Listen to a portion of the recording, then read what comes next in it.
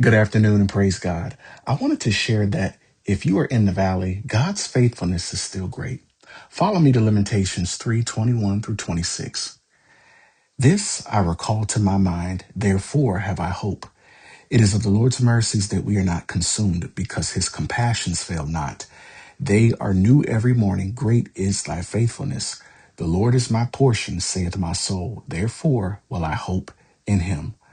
The Lord is good unto them that wait for him, to the soul that seeketh him. It is good that a man should both hope and quietly wait for the salvation of the Lord. Lamentations is a book that consists of 5 songs of the deepest sorrows, lamenting the terrible and tragic destruction of Jerusalem by invading Babylonians, which these cruel events are witnessed and prophesied by none other than Jeremiah, also known as the weeping prophet. The wrath of God has now fallen upon the city of God, and it's one of the saddest stories that you will find in the Old Testament. But I am here to encourage somebody today by saying, even while in the valley, great is thy faithfulness.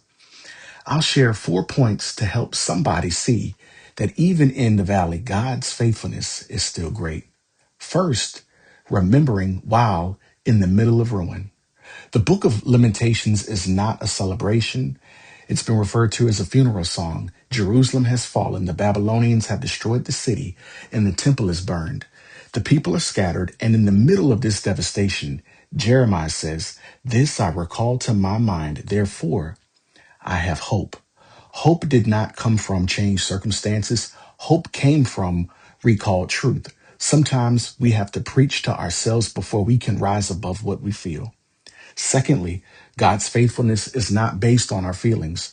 Jeremiah had warned the people. He had been rejected by the people, persecuted, and watched the prophecy come true that God gave him to give to the people.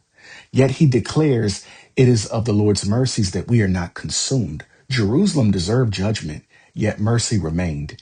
Even discipline is evidence of relationship. God's anger is not like ours. His anger flows from holiness and justice, not insecurity.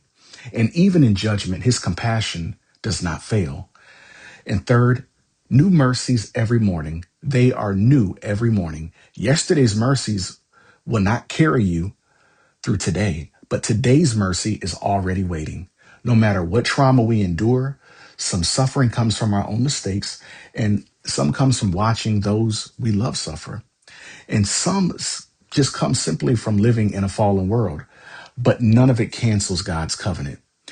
And Romans 8, 31 through 39 reminds us that nothing can separate us from the love of God.